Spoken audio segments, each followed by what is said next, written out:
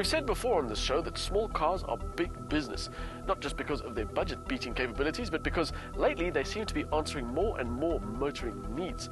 You no longer have to shell out 2 years' worth of salary for something with a bit of luxury or a bit of performance or a bit of versatility. You could get an Audi A1 for that, or a Fiat 500 Abarth, or an Opel Meriva. And now, Toyota have added eco-friendliness to the small car arsenal. The Yaris Hybrid is a scaled-down version of Toyota's hybrid layout.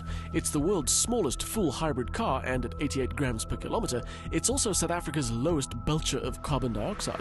Whatever your reasons for choosing a hybrid, be aware that it's a choice that isn't cheap.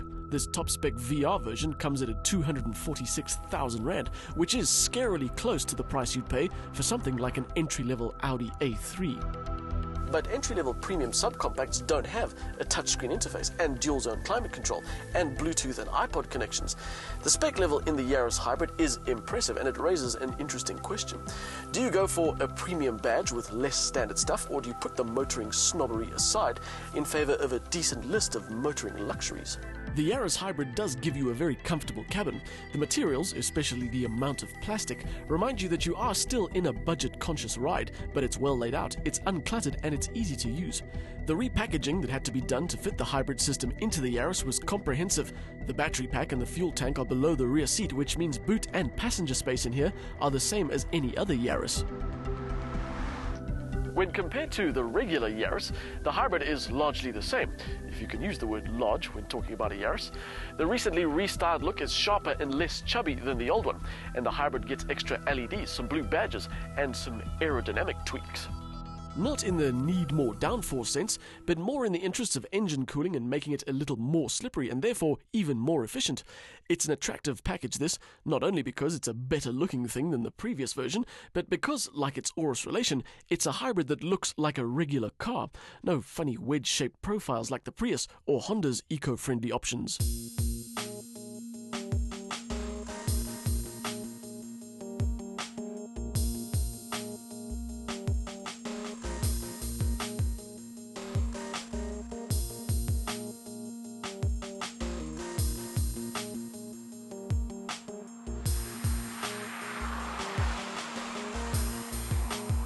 Toyota are very proud of the fact that they've managed to squeeze a regular petrol motor and all the hybrid drive paraphernalia into such a small space.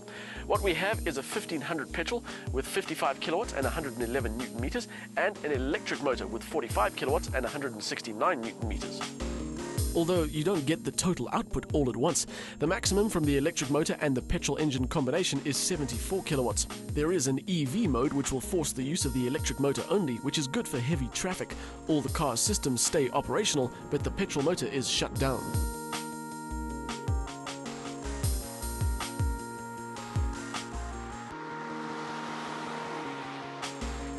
That's just one of the things to help keep things as efficient as possible, and the other is the CVT gearbox. And unfortunately, there's no getting away from it, but in a car like this, it just makes the most sense.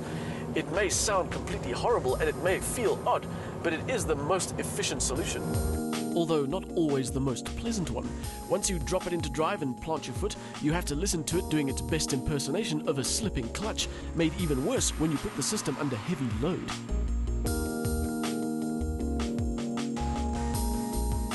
That gearbox, even though it isn't actually a box of gears, is the only real downside. The Yaris Hybrid has got good power around town, and the transition between electric and petrol power is completely seamless. It's got a good ride setup, it's got easy steering, so I guess the only thing that remains to be seen is whether the hybrid drive technology is truly efficient or not.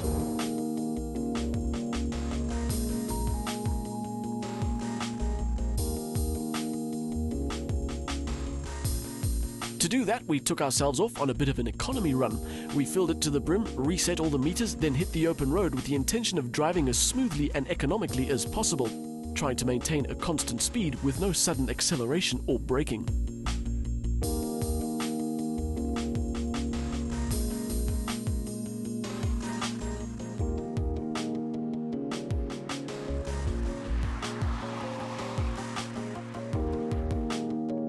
Then it was back to the petrol station to top up the fuel we'd burned off on our round trip, after which we crunched a few of the numbers. We divided the 8.34 litres the Yaris had sipped by the 126.5 kilometres we travelled. That gave us an average fuel consumption figure of 6.6 litres per 100 k's. To put that into perspective, we divided the distance by the 1.4 hours that it took and worked out our average speed at 90 kilometres an hour.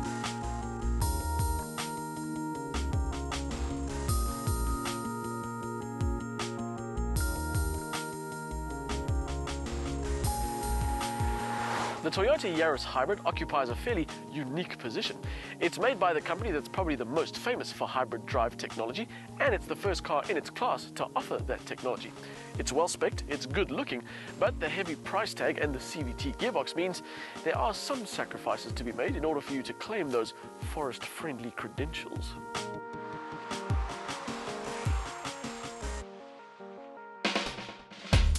Toyota's smallest hybrid yet proves that synergy drive technology actually works in practice, thanks to a useful mix of performance and dynamics.